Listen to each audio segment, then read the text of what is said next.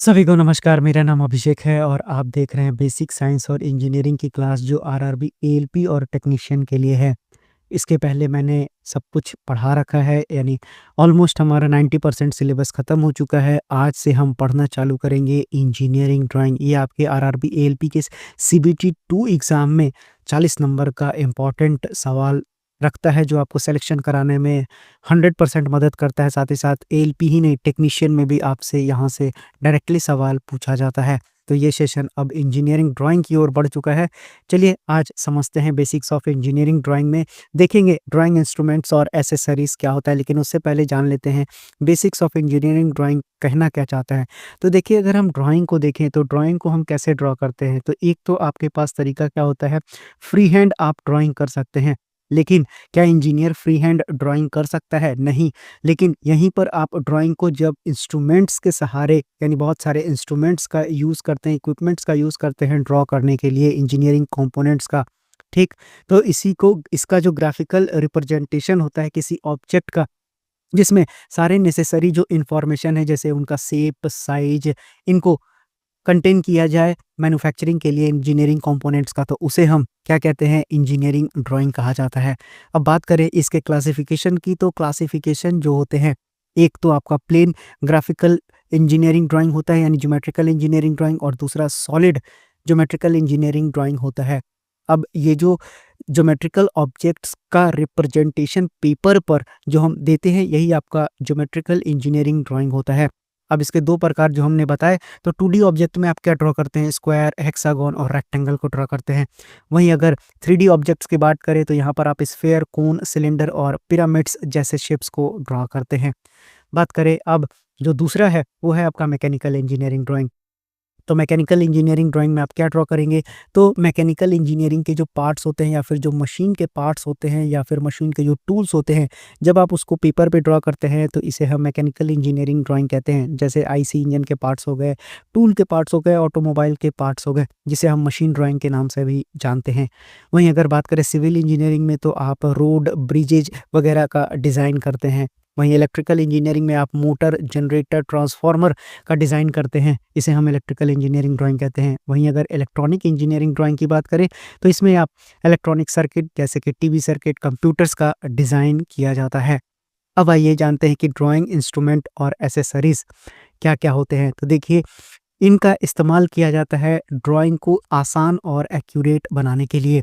अब कौन-कौन से इंस्ट्रूमेंट्स हैं जो आपको पढ़ना है, जो आपसे परीक्षाओं में पूछा जाएगा? तो सबसे पहला है, यानी लगभग 19 आपको इंस्ट्रूमेंट्स पढ़ना है, जिसमें से पहला आप पढ़ेंगे ड्राइंग बोर्ड, उसी तरह से टी स्क्वायर, फिर mini drafter, protractor, pencil, set square, scale, French curve, drawing sheet, eraser, divider, compass, drawing board, pin clips और sellotape, clinograph, very important सवाल इस पर बनता है, drawing template, pencil cutter and sandpaper, duster, roll and draw, drawing instrument box. तो आपने इतने सारे चीज़ें तो देखी, लेकिन इनमें से इम्पोर्टेंट क्या-क्या है आपके पास? ड्राइंग बोर्ड है, टी स्क्वायर है, प्रोटेक्टर पे सवाल बनता है, ड्राफ्टर पे सवाल बनता है, पेंसिल पे सवाल बनता है, फ्रेंच कर्व्स पे सवाल बनते हैं, ड्राइंग शीट पर 100% एक सवाल आएगा, और क्लिनोग्राफ, यानी इतने सारे जो हैं, यानी जो मैंने आपको 8-10 इसमें से बताए, ये काफ़ी इम्पोर्टेंट है, जिसमें हर साल आपसे सवाल बनता है। आज हम शुरुआत करेंगे अपना ड्राइंग बोर्ड के साथ। तो आप देख रहे हैं जो फिगर, ये आपका ड्राइंग बोर्ड का है। अब ड्राइंग बोर्ड का शेप कैसा है? तो सबसे पहले इसका शेप आप देखेंगे, तो ये एक रेक्टेंगुलर शेप में आपको दिखाई पड़ रहा होगा, जिसको कि एक वेल सीजन सॉफ्ट वुड के साथ, यानी लकड़ी से बनाया गया है। बात करें इसके एजेज की, तो बोर्ड का यूज़ किया जाता है वर्किंग एज के रूप में। आप देख सकते हैं यहाँ पर इबोनी वर्किंग एज आपको लिखा भी हुआ है। साथ ही साथ देखेंगे कि जिस पर कि टी स्क्वायर जो है, इस पर हम स्लाइड करा सके, यानी कि मेरा जो पैटर्न होना चाहिए बोर्ड का, ये जो आपका ड्राइंग बोर्ड है, ये इतना ज़्यादा स्मूथ होना चाहिए कि हम इस पर, आप जानते हैं कि हम इसको ड्राफ्टर को यहाँ पर क्लिप करेंगे, और ड्राफ्टर को क्लिप करने के बाद इस पर हमको स्मूथली चलना चाहिए, क्योंकि पेपर यहाँ पर हम पिन पेपर से लगा देंगे, और उसके बाद पेपर पर हम स्लाइड कराते हैं अपने ड्राफ्टर्स को या फिर रोलर को। तो ये जब स्मूथ रहेगा तभी ये काम करेगा। उसी तरह से इसमें क्या दिया जाता है, सपोर्ट प्रोवाइड किया जाता है जो मैंने आपको बता दिया, ताकि ड्राइंग शीट और पेपर को होल्ड किया जा सके। जो टॉप वर्किंग सरफेस होता है बोर्ड का, वो कैसा होना चाहिए, बिल्कुल स्मूथ होना चाहिए, ताकि ड्राइंग की क्वालिटी बहुत अच्छा हो सके। अब ड्राइंग बोर्ड्स भी जो होते हैं बहुत वेरियस साइजेस में आते हैं। अब जो इनका सिलेक्शन होता है डिपेंड करता है ड्राइंग शीट आप किस तरह का यूज़ कर रहे हैं, ठीक है। अब आइए जानते हैं आपको तो साइजेस जो होते हैं ड्राइंग शीट के। आईएएस स्टैंडर्ड को देखें 1944-89 के तहत, तो ड्राइंग बोर्ड को हम कैपिटल डी से रिप्रेजेंट करते हैं। वहीं 46 1988 आईएएस के हिसाब से देखेंगे तो इसको हम बी से डिनोट करते हैं। डायरेक्टली वन लाइनर सवाल बनेगा आपसे। अब आइए जानते हैं स्टैंडर्ड साइज ड्राइंग बोर्ड का आईएएस 1944 से 1989 के तहत जो आपसे परीक्षाओं में सवाल बनेगा। तो देखिए, जो डेजिग्नेशन होता है वो देखते हैं तो ये D0, D1, D2, D3, D4 करके आता है, जिसमें कि अलग-अलग जो शीट की साइज़ होती है यूज़ होती है। तो D0 में आप A0 शीट का जो साइज़ होता है उसको प्रेफ़र करते हैं, जहाँ पर लंबाई, चौड़ाई और जो थिकनेस होता है वो होता है 1500 गुना 1000 गुना 25 और ये एमएम में होता है। ठीक है, ये आपसे कोई नहीं पूछता है, आपसे यहीं तक सवाल बनता है। उसी तरह से D1 में देखेंगे तो यहाँ पर जो शीट की साइज़ होती है, वो आप A1 लेते हैं, जिसकी थिकनेस, विड्थ और लेंथ 1700 और 25 होता है। D2 में आप A2 शीट का यूज़ करते हैं, जहाँ पर लंबाई, चौड़ाई और थिकनेस 700 गुना 500 गुना 15 होता है। D3 में आप A3 का यूज़ करते हैं, जहाँ पर लंबाई, चौड़ाई और थिकनेस 500 गुना 350 गुना 15 होता है।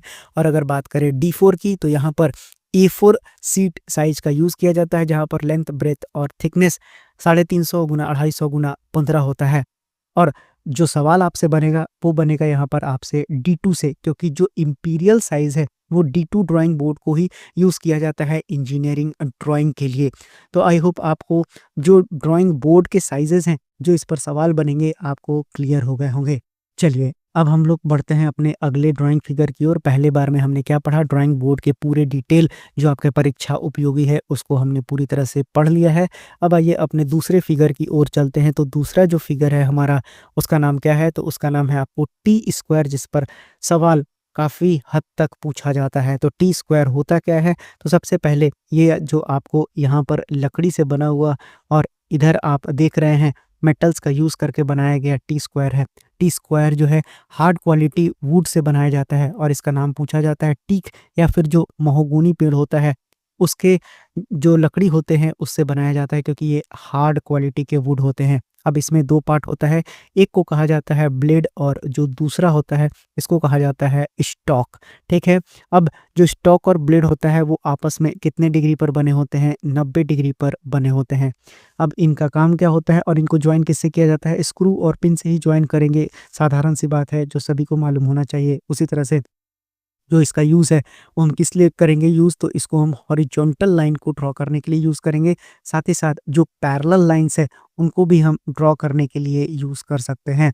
तो ये आपको समझ में आ गया होगा टी स्क्वायर। तो देखिए यहाँ पर डायग्राम में आप देख सकते हैं जो मैंने आपको एक्सप्लेन किया है, ठीक है।